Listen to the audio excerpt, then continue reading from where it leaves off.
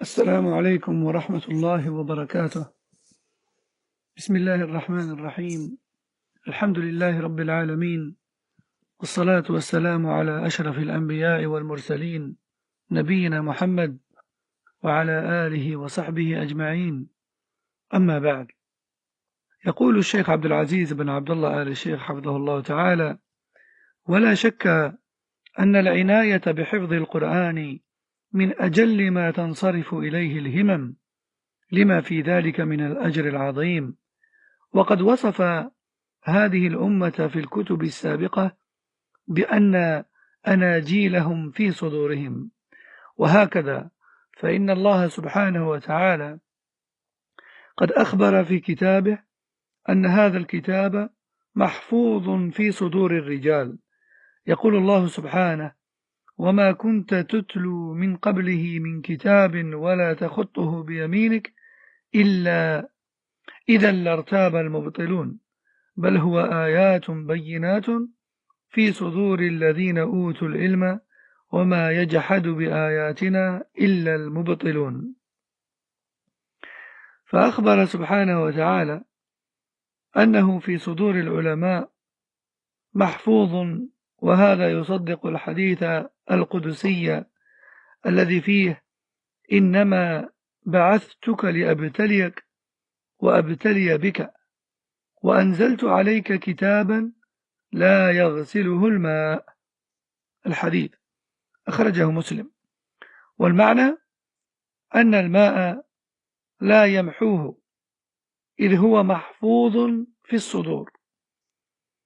وقد شبه النبي صلى الله عليه وسلم من لم يحفظ شيئا من القرآن بالبيت الخرب. فعن ابن عباس رضي الله عنهما أنه قال رسول الله صلى الله عليه وسلم: إن الذي ليس في جوفه شيء من القرآن كالبيت الخرب. أخرجه الترمذي وقال حسن صحيح. وحفظ القرآن مشروع للمسلم، والقدر الواجب عليه منه هو ما يحتاج إليه في تصحيح عبادته.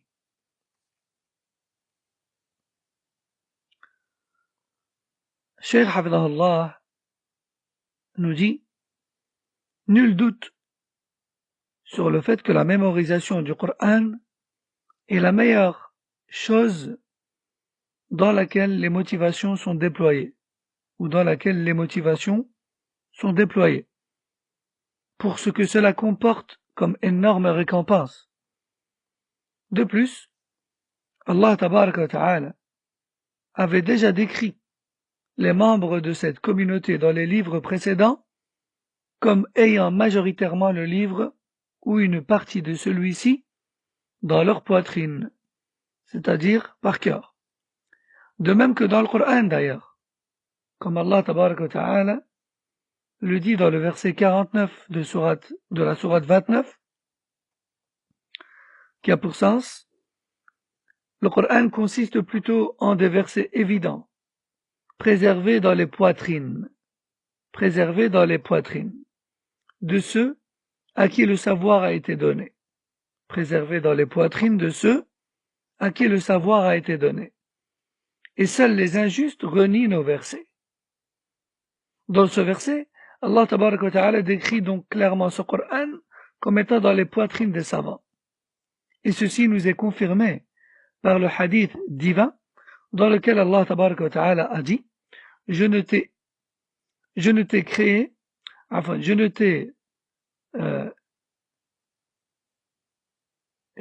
élu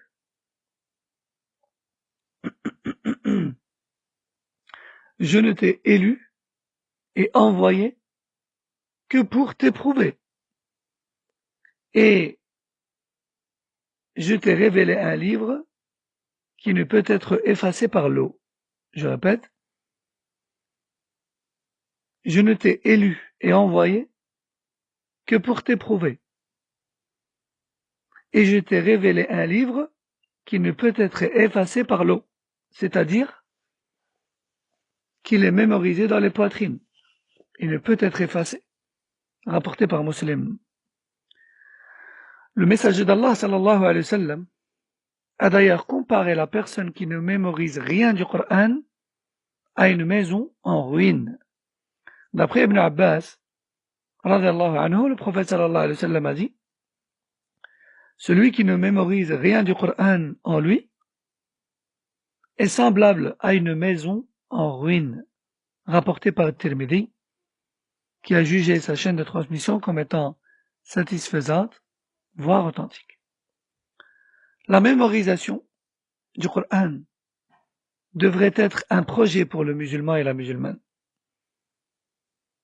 sachant que la partie minimale nous permettant d'accomplir nos obligations religieuses de manière correcte est elle aussi obligatoire. هذا والله أعلم وسبحانك اللهم وبحمدك أشهد أن لا إله إلا أنت استغفرك وأتوب إليك وصلى الله وسلم وبارك على نبينا محمد وعلى آله وصحبه أجمعين والسلام عليكم ورحمة الله وبركاته.